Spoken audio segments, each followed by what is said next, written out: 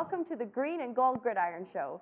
My name is Margot Morin. And I'm Chris Ciezki from Kissin' Country 103.9. Margot, we have a great show today. We're going to talk about mountain biking. We're also going to do some cheer team unveiling, but I'm going to let you get it started. I'm all over it. We're starting off today's show with our fifth quarter segment. We're taking a look at one of the Eskimos' greatest quarterbacks, Tom Wilkinson. We're going to sit down with him and reminisce about the 70s and early 80s. Wes and I started doing commercials in '75. I'm in sales, corporate, and then to do other things. Like during the winter, I'm usually here every day, so that when the summer comes around and there's golf tournaments, fundraising golf tournaments, I don't feel like I'm sneaking out. With the Jackie Parker tournament, we've gotten somewhere between 150 and 250,000 over the 2 or 3 years we've ran it. And it's there to use for players that run into financial problems. The alumni themselves do a lot of great things in the community. I would say probably most of the scoreboards on high school fields in town are done by the alumni. Well, some of my favorite memories, well, first would be making the team. Like I had been cut at BC, so I came over and Bruce was doing really well. I mean, he was tearing the league up the first 3 or 4 games in all categories, and he was a very good quarterback, but then he got hurt. And when he got hurt, then I got a chance to play. And then when Warren Moon came up here is when I probably got in the best shape of my life, because I'd watched Warren in the Rose Bowl the year before, and I'm thinking he's going to be drafted in the first 3 rounds in the NFL. So I'm not concerned about him, right? And then in early February, they announced they've signed him up here. And I'm thinking, well, this guy's making the ball club. I better get in the best shape I've ever been in. And so I did, and I got my weight down to about 164 pounds. To me, I never felt I had a teammate. I might have kind of thought that the year after I won the Shinley for a second. To me, making the team was really good. Now, next to that, going to the Grey Cup was exceptional because that's what you want to do. Each one of those were very special, and because of the teammates you had, but also because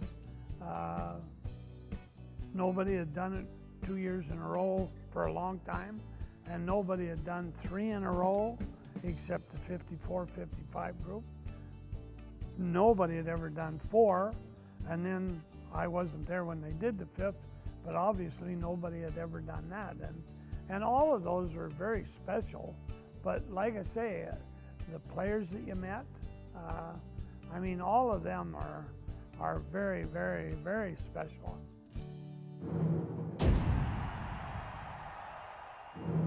Well, I wish I had more to say about that awesome time in Eskimo history, but I don't even think I was a twinkle in my mom's eye. Yeah, I can relate. Same thing. Yeah, this is early baldness, I swear. More powder for the head, maybe. Up next in Champions in the Community, we're going to be joined by Graeme Bell. This is a great story. He's endured some trying times as he tried to become a professional football player. Now, he takes that story and uses it to help kids see the benefits of staying in school and setting personal goals. He's a guest speaker who's going to talk to you about the great pleasure that he takes in sport, and that is Graeme Bell of the Edmonton Eskimos. Where would the Eskimos be without the community? They support us, so we support them. I send in role models and, you know, just counseling and talking to them about how we got to where we are. How do I take steps to get to become a professional football player? One that everybody overlooked: education. They give us free rein on what we want to talk about. My biggest thing is goals, goals and education. You know, goals are overlooked in the communities right now, and that's basically where I generate most of my talks from. May 12, 2007, I got hit on the side of the head with a baseball bat. Yeah. I had brain surgery. I had 52 staples in my head, and the doctors told me I wasn't going to play football again. I lost the ability to speak. I couldn't speak. I said, I wrote on a piece of paper, when can I play football? And he says, you know, Graeme, you're not going to be able to play football. So I wrote back on a piece of paper, I said, I'll be back. That was my goal, right? The biggest goal of my life was to get back, learn how to speak, get back and play football. I think it's awesome that we can get someone of Graeme's caliber out to talk to the kids and just let them know how much reading has been a critical part of his success, both as a football player and in overcoming obstacles that he's faced in his life. And I think the kids hearing that today was just a great message. Honestly, it's great to stand up there and talk to kids about how you've done what you've done and how you got to their goals and how you opened your doors with education. What a great story of determination. I'm sure those students will never forget. So throughout the season, the Eskimos players spend a lot of time training and working out. They have to go through their drills time and time again, and they have to memorize all of their plays and systems. Sometimes they just need to take a break and go have some fun. They do, and over the past few years, some of the Eski players have taken up mountain biking. In fact, this week on Out of Bounds, we head out with Ricky Ray, quarterback of the Eskies, of course, and find out why he spends so much time on the trails. I grew up riding bikes. You know, started out in riding some BMX bikes, and as I got older, just got into more mountain biking.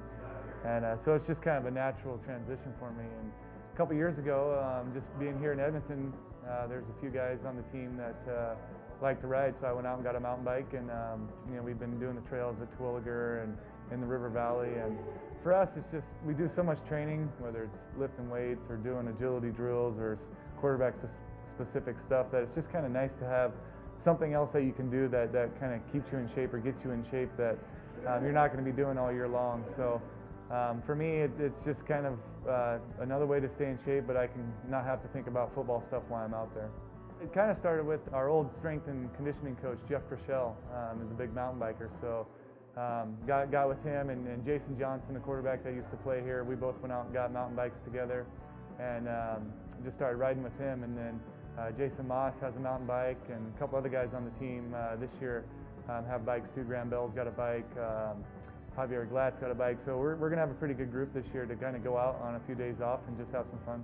The best thing about mountain biking is the terrain is always changing. I think that's the funnest part, because you're always being involved in something different. I mean, road biking, you're out there and you're on a flat road or you're climbing a hill, where mountain bike, I mean, you're going up, you're going down, you're going on narrow trails, there's big open spaces, you're avoiding logs in the trails, you're going over jumps. I mean, there's just so much involved in mountain biking that makes it fun. And it's like you never hit the same trail twice. And that's what's so fun about it, is you're always anticipating what's coming up next, coming on the trail, and just being focused in on that.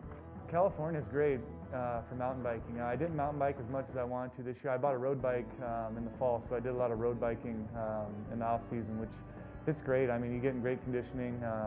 You get to have fun. You go out there for a couple hours and you don't even, remember what you did. You're just having so much fun. So, but here in Edmonton, we like to mountain bike a little bit more. There's some good trails, and we just get to go out on our days off and just hit up some of the tracks that they have around here. No, I just do it for fun. I mean, first of all, I don't want to get hurt. I don't want to get out there and get too crazy. I'm not too much of a daredevil guy anyway, so I like to go downhill and do some different trails and stuff, but I don't get too crazy with it. I don't think the Eskimos would be happy if I showed up with a broken leg or a broken arm or something.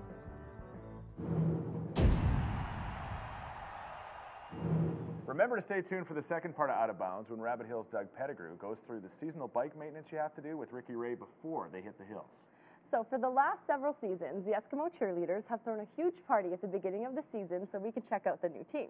We headed down there this year to meet the 2010 Edmonton Eskimo cheer team.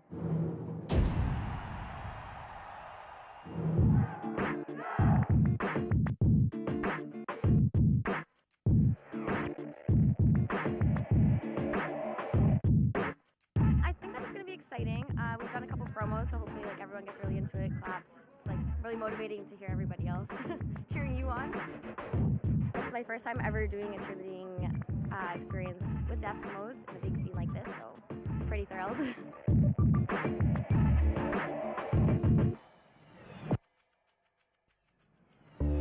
Obviously, having a cheer team involvement for a nightclub is a no-brainer on my part. So I've become a sponsor for 4 years now and been sort of building on it every year, this unveiling party.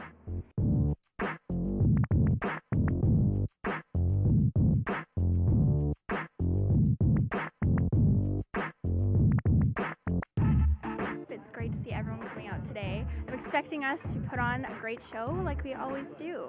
It's my first performance with the Eskimos, and it's been a dream of mine for a while, so it's so important, so close to my heart, and I'm just so excited to get out there and do it. I've been dancing since I was a little girl, and to make it onto a team that you aspire to and that you look up to, it just feels really good. It feels like a big accomplishment for me.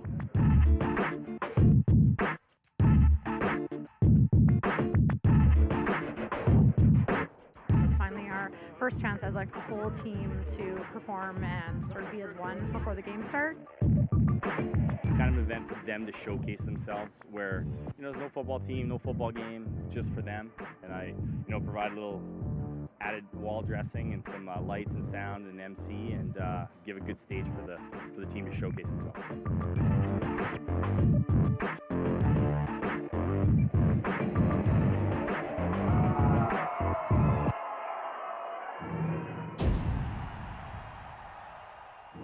As always, a great time was had by all at the cheer team unveiling party. It absolutely was. So far this season, unfortunately, new dad and kick returner for the Eskimos, Tristan Jackson, has been put on the 9-game injury list. But when he comes back, he'll be better than ever because this guy is dedicated to working out. Before the season started, we did a segment with him at Pro Fitness. Let's check it out. Hi, I'm Tristan Jackson, DB/kick return. Today I'm going to demonstrate lower body workout, but use a routine. On Mondays I do upper body, Tuesday I do lower body, and so forth and on. So today I'm just going to basically just show y'all lower body workout, what's most important. Right now I'm going to show you guys a front squat workout. The reason why is for your quads and your hamstrings and your explosiveness. So it's all about technique.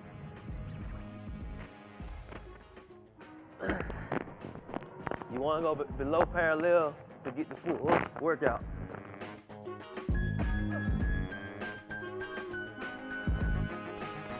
You should roll back on your heels and push up to your quads.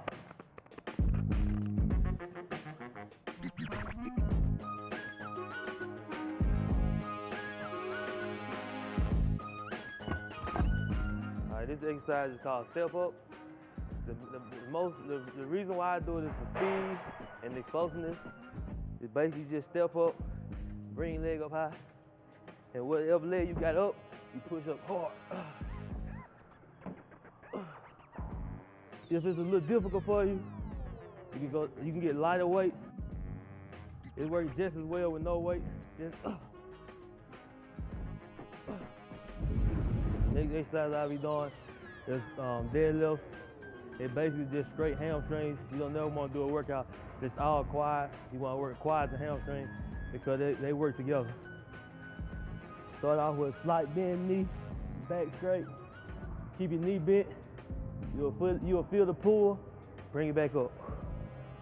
Feel the pull. Keep your knees slightly bent. Slightly bent. Keep your butt out.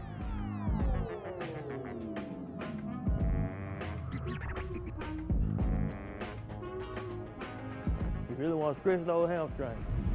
This exercise I call push jerk. You can do it from the front, or from the back. It's all about the explosion in your hips. Dip.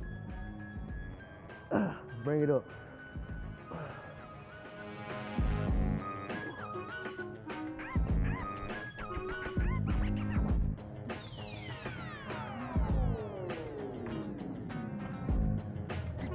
I'm Tristan Jackson. That's my workout. Tell you, Margot, injured or healthy, I don't think I could keep up with that workout. Neither do I. So earlier on, Ricky Ray was telling us about how much he enjoys mountain biking. Well, today in the second part of Out of Bounds, we're going to show him a bit of bike maintenance and then take to the trails at Rabbit Hill.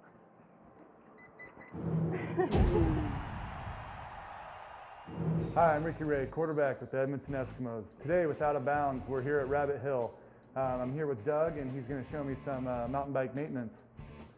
So Doug, what do we need to look for here? Well, first off in the year, what you're going to be looking for, start with your tires. You want to make sure that your tires have plenty of tread on them, enough if you're doing downhill riding like here, that you're going to be able to grip into the dirt. Okay. You're also going to want to check your air pressure in your tires. Right on the side of the tire, it says how much air pressure should be in there. Make sure you're within that line. Your hubs, just take the tire, hold your bike, shake it back and forth, just to make sure that there's no play, no movement in there. You want to be fairly stiff. So that feels pretty good. Brakes. You want to make sure that your brakes are working. When you're pulling on the brake lever, you're going to make sure that the brake lever is parallel with the handlebars. Okay. And if you can take a look, just make sure that you have plenty of brake pad in there. Okay. Harder to see on these ones, but you do want to make sure at some point that there's plenty there. You want to make sure that the stem and headset are tight. To do that, basically what you're going to do, hold the tire between your legs, hold the handlebars, and just pull them side to side and make sure that they don't move on you. Okay. Better, easier done when it's on the ground, but. Yeah, feels pretty good. Okay. The other thing would be you want to make sure that there's no rocks back and forth. Again, this is better if you basically put the bike on the ground, hold the front brake, and just shake the bike back and forth. There should be no movement in this area. Okay. Moving on, get to your pedals. You want to make sure that your pedals aren't ready to fall off. There shouldn't be any wobble in them. They should be pretty sturdy. Crank arms, same idea. Take the crank arms, pull them back and forth, side to side. Just give them a good pull. You want to make sure that there's no movement in there. Okay. Okay. Chain. You want to make sure that your chain is nice and oiled. There shouldn't be any rust spots in there or anything like that. If there is, get it cleaned, get it oiled. Do not use WD-40. It's bad for you. Okay. Okay. So no WD-40. No WD-40. You betcha.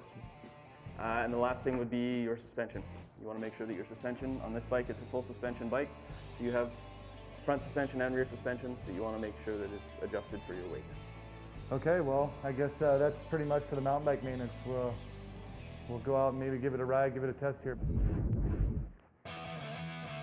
Feels like I'm getting ready for a football game right now. Ready to go, all geared up, let's do it. Okay, so before you go riding, I just got to go over a couple things with you. I know you probably know them already, but I got to do it anyways. Right hand's your rear brake, left hand's your front brake. Don't touch the front brake too fast, obviously. Hydraulic disc brakes on this bike, which means the cables are going to be highly sensitive. Don't lift the bike up with them or anything, or try not to get them caught around branches. Okay. The metal discs, the rotors on the tires there, they will be searing hot. Keep your fingers well away from that. Okay. Okay. Shifting on this bike has rapid fire shifting, which means one quick, one gear. And last but not least, we just highly suggest that you take the bike out, ride around the bottom area here, and get used to it before you take it off the trail.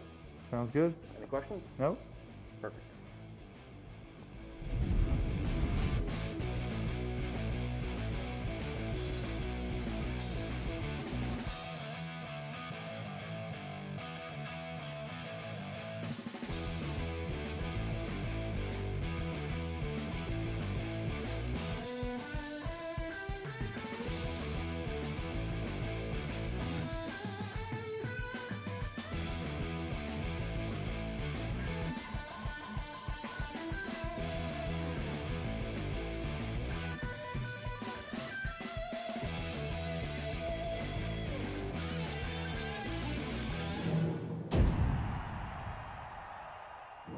Ricky really looked like he was enjoying himself, and I must admit, I like hitting the trails in Edmonton too. That's cool. Well, this is a personal question time, Margot. Who do you love more, your mom or your dad? That's so awkward. Yeah, I know, I'm sorry. You know what, sometimes kids do have to choose, but in this case, it's not what you think. Stuart Lee's kids have to choose if they want to sit with mom or dad. The kids are the two youngest season ticket holders the Eskimos have, and they got to choose where to sit at the games. Let's check it out.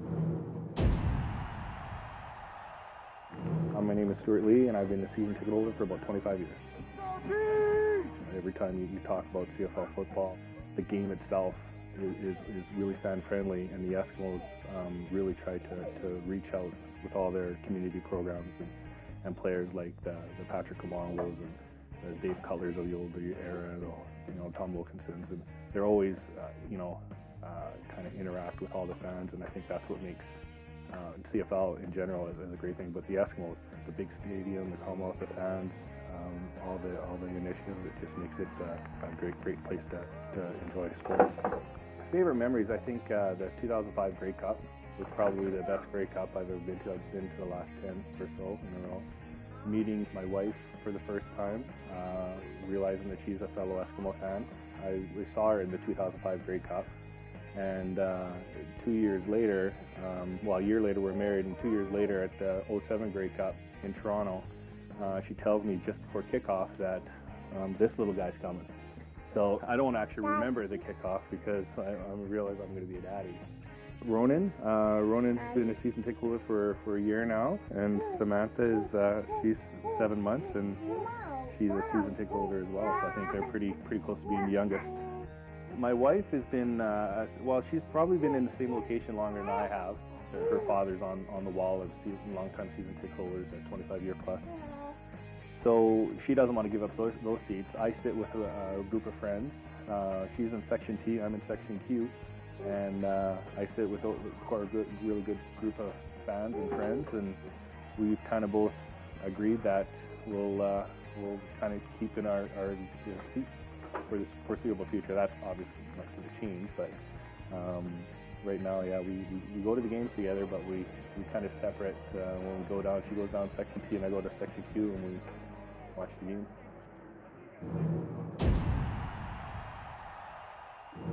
Well, Margot, if I had to decide, mom or dad, to sit with at an Eskimo game, it'd probably just be the one that had the most money for beer, but that's just me. So keeping the Eskimo fan theme alive in Teammate Trivia, Alana Nolan will be quizzing our local boys, Kevin Wuthrich and Corbin Sharun. We're going to find out how well they know the Sherwood Park native, Chris Ciezki. For this edition of Teammate Trivia, we've gathered 3 local boys, Kevin Wuthrich and Corbin Sharun, to battle out who knows Chris Ciezki better. Okay, first question. What hospital was he born in? A, the General, B, the University, or C, the Royal Alec? I'll have to say he was born at the Royal Alec. I'm going to have to go with C too, Royal Alec. I was born at the General Hospital in Edmonton. Where did he go to high school? A, Ross Shepherd, B, Archbishop Jordan, or C, Harry Ainley? Archbishop Jordan. Yeah, B, Archbishop Jordan. ABJ. Who was his favorite Eskimo to watch growing up? A, Gizmo, B, Willie Pless, or C, Blake Marshall? Gizmo. Willie Pless. Probably Gizmo. Winner, winner, chicken dinner. Winner, winner, chicken dinner, yeah. Well, that does it for today's show, but remember you can always catch us on Wednesdays starting at 4 p.m. on Shaw TV Channel 10. Also, you can catch all the episodes on esks.com and shawtv.com. And don't forget, our half-hour show only runs every Saturday, so our next Saturday show will be on August 7th. But until then, go Esko! Well, I wish I had more to say about that magical time in Eskimos history, but I don't even think I was a twinkle in my mom's eye. Story of determination I'm sure those students will never forget. I'm sorry, I hit her arm and threw her off there. So throughout the Eskimo.ca. But before... It was just so good. I was just so good. I think we need to say that, though. I think we need to have a little latitude. Right, cameraman Richard? That wasn't set up at all. Fat burn, fat burn. Be